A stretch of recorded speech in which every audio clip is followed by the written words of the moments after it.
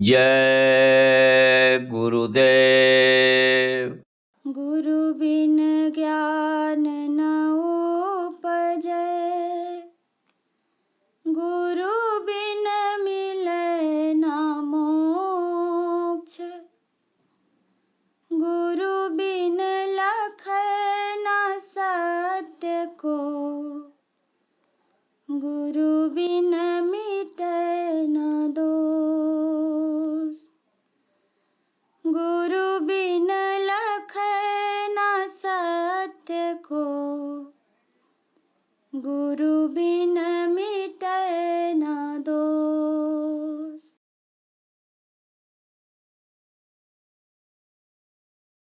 मिलता है सच्चा सुख केवल गुरुदेव तुम्हारे चरणों में। मिलता है सच्चा सुख केवल गुरुदेव तुम्हारे चरणों में। यह भी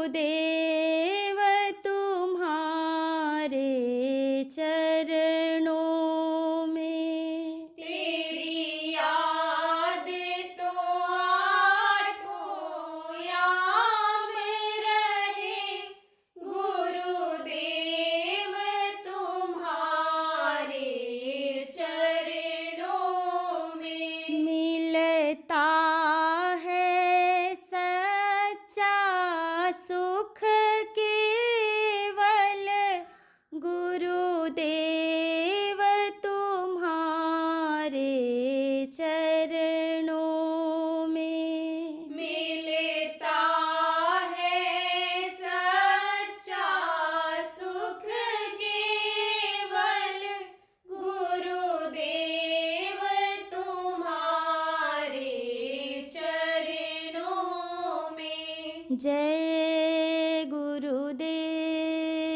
जय गुरुदेव।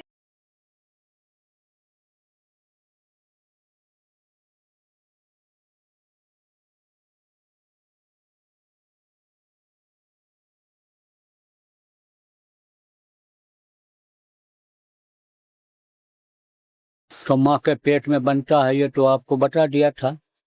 और 9 महीना समय लगता है, ये भी आपको बता दिया था। और 6 शक्तियों से बनता है, ये भी आपको बता दिया था। ये भी बताया था कि 5 तत्वों से बनता है। लेकिन इन 5 तत्वों से कैसे क्या क्या चीज बनती है, ये आपको नहीं बताया गया था। देखो, जल, पृथ्वी, अग्नि, वायु और आकाश, ये 5 तत्व हैं। तो पृथ्वी तत्व से क्या बनता है, आप ये समझो कि नाक बनता है और गुदा बनता है। नाक हवा को लेता है, हवा का लेना भी जरूरी है। सुबह बताया था आपको, नामदान दिया था, तो कल भी बताया गया था कि ये प्राणों को हवा देता है। 10 प्रकार के जो प्राण हैं, नाक ये हवा देता है और गर्म हवा ये निकालता है, यह आपको बताया गया था। और आप समझो कि अपान वायु जिसको कहते हैं, जहाँ अपान प्राण यह काम करता है, वहाँ से गुदा से गंदी हवा निकलती है। जो अंदर में सड़ता है या मांस, आप समझो कि वो हवा निकलती है। भोजन जो सड़ता है वो हवा निकलती है उससे। तो आप ये समझो ये किससे बनाया है, माँ के पेट में किससे बना, कौन से तत्व से बना? पृथ्वी तत्व से बना है। और जल तत्व से जीव और लिम्ब। एक से आप ये समझो कि पानी पीते हैं, जीव से ऐसे पानी पीते हैं। जीव अगर न हो तो जीव अगर इनके कट जाए, किसकी, जो मांसाहारी जानवर हैं, तो ये पानी बगैर मर जाएंगे। आपकी जीभ कट जाए तो आप ऊपर से डाल सकते हो, नली लगा सकते हो, कुछ भी कर सकते हो, लेकिन वो तो बेचारे नहीं कर सकते इसको। तो अब आप ये समझो कि जीव पानी देता है शरीर, और लिम्ब जो गंदा पानी है वो निकालता है। तो वो जल तत्व से बना है। अग्नि से क्या बना है? अग्नि से आंख बनी है। अग्नि से आंख बनी है और अग्नि से यह त्वचा बनी है। त्वचा से ही आप ये समझो, और हाथ से ही आप ये समझो कि आदमी की भावना बनती है। अच्छा करने की भी और बुरा करने की भी भावना होती है। तो आप ये समझो ये अग्नि तत्व से बना है। तो जल, पृथ्वी, अग्नि, और आप ये समझो वायु, वायु से चित्त बनता है, वायु से। और आप ये समझो आकाश, आकाश तत्व से क्या बनता है? इधर तो बुद्धि बनती है, उधर कान बनता है। ये कान और मुंह बनता है, आप ये समझो। और वायु से पैर बनता है, हाथ बनता है ये। तो अब आप ये समझो पैर बनता है वायु से। तो ये पांचों तत्व से ये शरीर की रचना होती है। कहा ना, छित जल पावक गगन समीरा, पंच रचित यह अधम शरीरा। ये अधम शरीर को, नाशवान शरीर को कौन बनाता है? ये 5 तत्व बनाते हैं।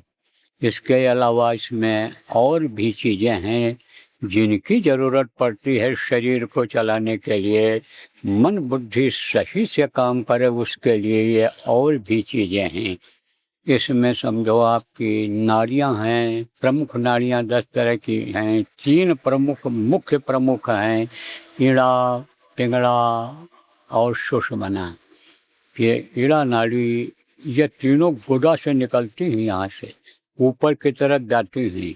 ये किधर से जाती हैं? इधर रीढ़ मेरुदंड जिसको कहते हैं, उधर से जाती हैं। ये घूमती हुई कोई तो ऐसे एक दूसरे को अतिक्रमण करती हुई जाती हैं। तो इनका स्थान है, ये समझो आपकी ईड़ा बाईं नाक तक जाती है, वो दाहिने तक जाती है पिंगला, और सुषुम्ना ब्रह्मरंध्र तक जाती है। यह शरीर को चलाती है। और चक्र चलते हैं इसमें, चक्र हैं। कौन कौन चक्र है? गुदा चक्र जहाँ से मल त्याग करते हैं, और नाभि चक्र जहाँ से मूत्र त्याग करते हैं, और ये आप समझो नाभि चक्र है, यहाँ हृदय चक्र है, और कंठ चक्र है, और आज्ञा चक्र है। इनमें अलग अलग कमल हैं, जैसे 4 दल कमल है। आप समझो जहाँ गणेश जी का स्थान है, 4 पंखुड़ियाँ उसमें हैं। उन पंखुड़ियों पर अलग अलग देवताओं का स्थान है। जैसे पूरब में इंद्र और शची हैं, दक्षिण में यमराज हैं, उत्तर में आपके वरुण हैं, और आपके ये यानी विश्वकर्मा हैं। इनका सब स्थान यहीं पर है। और बीच में गणेश जी के साथ रिद्धि सिद्धि बराबर लगी रहती हैं, उनकी सेवा करती रहती हैं। तो ये 4 दल कमल पर लाल रंग का जो है, जहाँ पर हरिंग हरिंग की आवाज़ होती रहती, यानी समझो कि ये चक्र रहता है, ये चलता है। चक्र जब तक चलता रहता है वो स्थान शून्य नहीं होता है, ये बराबर चलते रहते हैं चक्र। और आप समझो उसके ऊपर में इंद्रिय चक्र है, जहाँ पर ब्रह्मा का स्थान है। 6 दल कमल का है, ब्रह्मा का स्थान है वहाँ पर, जो नीले रंग का है। और आप ये समझो प्रेमियों की वहीं पर सावित्री, गायत्री, सरस्वती, ये तीनों उनको मूर्छल करती रहती हैं। उसके ऊपर जब आगे बढ़ते हैं, नाभि चक्र पर आते हैं, तो वहाँ पर विष्णु और लक्ष्मी का स्थान है, उनकी छाया पड़ती है। और हृदय चक्र पर यहाँ पर शिव और पार्वती का स्थान है, वो उनकी छाया बराबर पड़ती रहती है। रहते तो वो हैं वहाँ कैलाश पर्वत पर, आप ये समझो, लेकिन छाया बराबर पड़ती रहती है उनकी। और यहाँ कंठ चक्र पर, यहाँ पर आप ये समझो, संक्षेप में आपको बताता हूँ क्योंकि समय कम है, नामदान भी देना है, मौसम भी ऐसे ही चल रहा है खराब, इसलिए आपको संक्षेप में बताता हूँ। तो यह कंठ चक्र पर यहाँ पर आप ये समझो कि आद्या महाशक्ति का स्थान है, जो ब्रह्मा विष्णु महेश की माँ हैं, जिन्होंने इनकी उत्पत्ति किया है, जिन्होंने इनकी शादी भी किया है।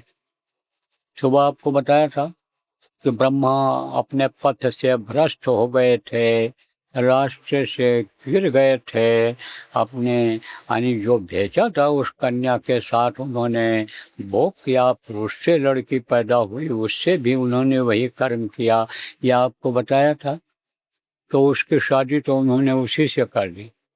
और गौरी और लक्ष्मी 2 कन्याओं को और उत्पन्न किया उसने, तो इनकी शादी कर दिया दोनों की। गौरी की शादी कर दी किससे? शिव से, जिनको शंकर और पार्वती भी कहते हो आप समझो प्रेमियों, उनसे शादी कर दी। लक्ष्मी की शादी करवा दी इनकी विष्णु की। तो उनकी माँ का स्थान है यहाँ, उनकी छाया यहाँ पड़ती रहती है। उसके ऊपर में यानी समझो कि यानी वहाँ पर यानी जो है वो यानी तीसरा तेज जिसको कहा गया, आज्ञा चक्र जिसको कहा गया, वो है। वहीं पर जीवात्मा का वास है, उसी जगह पर जीवात्मा है। उसके ऊपर में मृत्यु कमल है, मृत्यु कमल पर जब जीवात्मा पहुंच जाती है, तब नीचे नहीं उतरती है, तब तो फिर उसको यानी बाहर निकलना ही पड़ता है। आखिरी वक्त पर यमराज के दूत जब आते हैं, जब खाली करने का वक्त होता है, तब ये जीवात्मा धीरे धीरे ऐसे ऊपर की तरफ ऐसे बढ़ती है।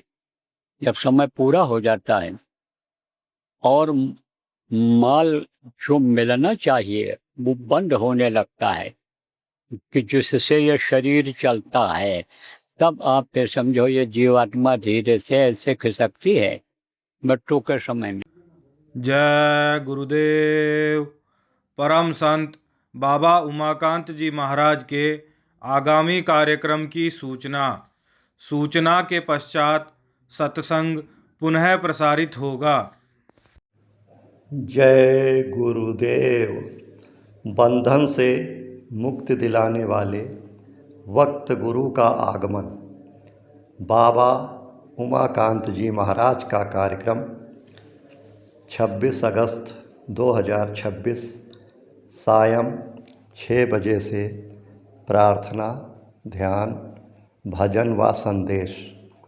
27 अगस्त 2026 प्रातः व सायं 5 बजे से ध्यान, भजन व सत्संग। 28 अगस्त 2026 प्रातः 5 बजे पूजन, सत्संग, रक्षा प्रसाद वितरण। स्थान सतना चित्रकूट रोड, बाबूपुर, चित्रकूट, जिला सतना, मध्य प्रदेश। संपर्क नंबर 8959662199 व 9893346223। जय गुरुदेव। मृत्यु कैसे होती है भी बता दें आप। जब समय पूरा हो जाता है, पहले यह समझो आप कि जीवात्मा यहाँ बैठी हुई है और इसी के ताकत से पूरा शरीर ये चलता है। अंग अंग पुर्जे पुर्जे इसकी ताकत से चलते हैं। जैसे कोई आप समझो कि फैक्ट्री हो, फैक्ट्री में जितने भी मोटर लगे रहते हैं वो सब बिजली के करंट से चलते हैं। पावर हाउस यानी मेन स्विच उसकी एक जगह होती है, उसी से ये सब चलते हैं। ऐसे ही समझ लो मेन स्विच यहाँ है, ये दबा दिया जाए, मेन स्विच नीचे कर दो तो सब मोटर बंद हो जाएंगे, अंधेरा हो जाएगा। इसी तरह से ये शरीर में अंधेरा हो जाता, आँखों के सामने अंधेरा हो जाता, आँख बंद हो जाती है जब वही स्विच ऊपर की तरफ हो जाती है। तो अब आप ये समझो प्रेमियों, बच्चों और बच्चियों कि उसी का जलवा है इस शरीर में। जीवात्मा के जलवा से यह शरीर चलता है, दिल, दिमाग, बुद्धि काम करती है। तो जब मृत्यु होने को होता है तब जो यहाँ अंगूठे तक उसकी शक्ति है जीवात्मा की, वो ऊपर की तरफ ऐसे खींचती है और ये प्राण अपना काम धीरे धीरे करना बंद करने लग जाते हैं। तब ये ऐसे ऊपर खींच करके आती है और जब खींच करके वो ताकत आती है तब उस समय पर वो स्थान शून्य होने लगता है। कहाँ तक शून्य होता है? यहाँ घुटने तक शून्य होता है। पहले घुटने तक शून्य होता है। उस समय पर जब शून्य होने लगता है, मरते समय यानी मरने से पहले पूर्ण पानी होने लगता है। यही कारण है कि अगर मुर्दा को तुरंत ले जा कर के नहीं जलाओ तो उसकी नसों में पानी भर जाता है, मुर्दा फूल जाता है, तो वो पानी सूखने लगता है, पानी सूख जाता है। खून सूख जाता है तो पानी भर जाता है और खून सूखता है तब ये हड्डियों से नसें यानी ऊपर की तरफ उठती हैं। अब बहुत दर्द होता है, चटकती है वो हड्डी जब वो साथ छोड़ता है नस। एक नस देखो इधर से उधर हो जाती है तो चलना फिरना मुश्किल हो जाता है। तो अब आप ये समझो कि फिर ये इधर तक का शून्य हो गया, घुटने तक। घुटने के बाद फिर यहाँ कमर तक शून्य होता है। और फिर वो शून्य कब होता है कि जब कमल वो चलना बंद कर देते हैं। तो कमल क्या होती हैं? पंखुड़ियाँ होती हैं। तो जैसे कमल का फूल होता है, तो यह कमल का फूल का जो फूल का यानी पत्ती होती है ऊपर की तरफ रहती है, लेकिन जब उसको मुरझाना होता है, खत्म होता है, तो उसकी पत्तियां नीचे हो जाती हैं। तो यह पंखा चलता है, और पंखे का जो पंखुड़ी है वो हवा देती है, लेकिन उसी पंखुड़ी को अगर नीचे कर दो, ऐसे घुमा दो, नीचे की तरफ घुमा दो, तो हवा नहीं लगेगी। ऐसे ये नीचे हो जाती है, तब काम करना वो स्थान बंद कर देता है, शून्य हो जाता है। और फिर ऊपर खिंचा हुआ, और आगे जब खींचा, ये जीवात्मा धीरे धीरे ऊपर जब खींचने लगती है, तो इसकी ताकत भी धीरे धीरे खींचने लग जाती है ऊपर। जैसे आपको कोई खींचने लग जाए, तो आपका हाथ पैर ये सब ऊपर की तरफ, पैर ऊपर की तरफ खींचने लग जाएगा। इधर भी खींचेगा, उधर ही सचा जाएगा। इसी तरह से यानी समझो, ये खिंचाव जब ऊपर को होता है, जीवात्मा ऊपर को जब खिसकती है, तब क्या होता है कि ये लिंग जो स्थान है, जो गुप्त स्थान जिसको कहा गया, यह सब शून्य पड़ जाता है। वो भी चक्र बंद हो जाता है, उसकी पंखुड़ियाँ नीचे हो जाती हैं, काम करना बंद कर देता है। फिर उसके बाद में यहाँ शून्य होता है, और इन देवताओं की परछाई फिर यानी समझ लो पड़ना बंद हो जाती है। यह भी उधर से अपनी छाया हटा देते हैं कि अब तो इसका खेल ही है, मरते को अब क्या मारना, क्या फंसाना रह गया। अब तो ये जा रहा है, शरीर छोड़ रहा है, दुनिया से जा रहा है, तो उनकी भी छाया बंद हो जाती। और फिर यह स्थान शून्य हुआ। और फिर यह स्थान आपका यहाँ हृदय चक्र, यह भी अनेक कमल बंद हो जाते हैं। ये बंद हो जाते हैं जो 12 दल के कमल हैं। 16 दल का कमल ये आद्या महाशक्ति जिस पर बैठी हैं, उसकी भी पंखुड़ियाँ नीचे हो जाती हैं। वो भी आप ये समझो कि शून्य हो जाता है। तब गला रूंध जाता है, तब बोल नहीं पाता है, और अंदर कुछ जाता नहीं है उसके। खाना पीना बंद कर देता है। लोग कहते हैं खाना पीना बंद कर दिया। और यह हाथ पैर में जो गर्मी रहती है, ये भी ठंड हो जाते हैं। बूढ़े लोग इसी से पहचानते हैं कि अब इसके मरने का वक्त आ गया। कहते अरे भाई, पैर इनका ठंडा हो गया, हाथ ठंडा हो गया, आप घर में क्यों लेटाए हो? अब तो इनको घर से निकाल कर दरवाजे के बाहर करो, उत्तर दिशा में इनका सिर करो, कि जिससे जल्दी इनके प्राण छूट जाएं। और उत्तर दिशा में सिर क्यों करते हैं, ये भी बता दें आपको। इसमें सेल होते हैं, जैसे टॉर्च में सेल होते हैं, ऐसे इसमें सेल होते हैं। तो टॉर्च का सेल जब कमज़ोर हो जाता है, तो रोशनी कम हो जाती है। बहुत कमज़ोर हो गया तो बंद हो जाता है रोशनी देना। ऐसे ही ये सेल जब कमज़ोर हो जाते हैं, तो आप पे समझो ताकत ख़त्म हो जाती है, जल्दी से प्राण निकल जाते हैं। प्राण पीड़ा जो होती है उससे छुटकारा पा जाते हैं, तो निकाल करके बाहर कर दे, तो हाथ पैर ठंडे पड़ जाते हैं। और खा पी नहीं पाता है, कुछ नहीं खा पी पाता है। आप पे समझो पानी डालो तो ऐसे अटका ही रह जाता है, अंदर नहीं जाता है, क्योंकि सिस्टम ही बिगड़ गया है। जो सिस्टम, जो नसें यानी अंदर को पानी ले जाती थी, जो प्राण अंदर को पानी ले जाता था, वो तो सब ऊपर आ गए, और वो तो निकल करके जाएंगे। और चिदाकाश जिसको कहते हैं, चिदाकाश में ही इनका स्थान है। वो प्राण उसमें मिल जाएंगे, वायु में मिल जाएगा। इनका लोक है ऊपर में, यानी समझो वायु अपने लोक में मिल जाएगा, आकाश अपने में मिल जाएगा, और ये आपकी पृथ्वी अपने में मिल जाएगी। ऐसे ऐसे मिल जाते हैं, अपने अपनी जगह चले जाते हैं। तो वो तो ऊपर आ गए, तो कैसे अन्न जाएगा अंदर में, कैसे पानी अंदर में जाएगा? और फिर खिंचाव होता। आप समय देखो धीरे धीरे बिल्कुल यानी प्राण निकलने का हो रहा है, थोड़ा ही समय बचा है, तब ये ऊपर यानी समझो आते हैं।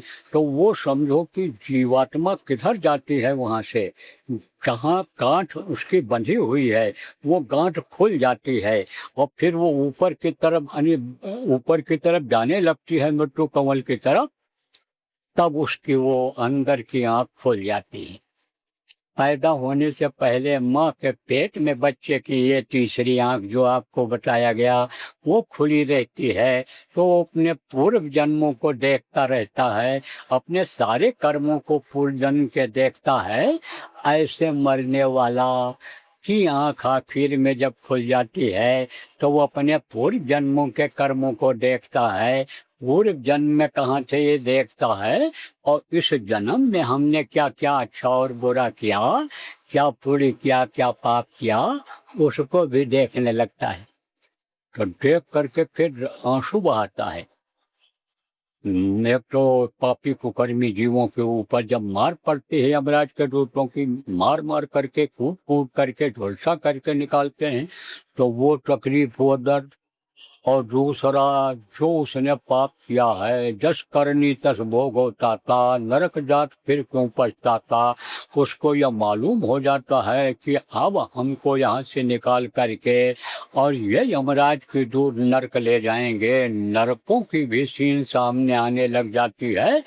तब रोता है, चिल्लाता है, मुंह से आवाज नहीं निकलती है, जबान तुतली उस समय पर हो जाती है, कुछ बोल नहीं पाता है। तब फिर आगे खींचता है वो। तब ये आँखों आँखों तक का यह खिंचाव होता है जब आगे बढ़ती है तब। तो ये आँखों का यह जो फंक्शन है, काम करने की जो क्रिया है, वो बंद हो जाती है। तब ये पलकें जो हैं ऊपर की तरफ हो जाती हैं, और ये जो जिसको आप ढेला कह लो या गोला कह लो या गोली कह लो जिससे देखा जाता है, ये ऊपर की तरफ हो जाती है। और ऊपर की तरफ जाने के बाद फिर थोड़ा सा नीचे आती है ऐसे, और उसके बाद रुक जाती है। ध्यान में भी ऐसे होता है, लेकिन ध्यान में वो एकदम रुकती नहीं है वो, और रुकती है तो अंदर की आँख खुल जाती है, और इसमें वो बात नहीं रहती है। इसमें समझो कि यानी फिर लौट करके वो जीवात्मा नहीं आती है इसमें मृत्यु के समय में, इसलिए वो बिल्कुल स्थिर हो जाती है, शून्य हो जाती है, कोई जान नहीं रहता है आँखों में। तब ऐसे पलकों को अगर बंद भी हो, आँखें बंद भी अगर हों, प्राण मुंह से निकला हो, सुषुम्ना फोड़ कर निकला हो, या यानी नीचे टट्टी और पेशाब के रास्ते से निकला हो, किसी भी रास्ते से यानी जो सूराख निकला हो, लेकिन अगर उस समय आंखें बंद रहेंगी तो बहुत से लोग ऐसे आंखों को, डॉक्टर लोग भी ऐसे देखते हैं कि वो उसमें कुछ कंपन है कि नहीं है, अपनी जगह है कि नहीं है, अपनी जगह नहीं रह जाती है, ऊपर की तरफ चली जाती है। तो ये यहाँ तक का बिल्कुल ये सिस्टम खत्म हो जाता है।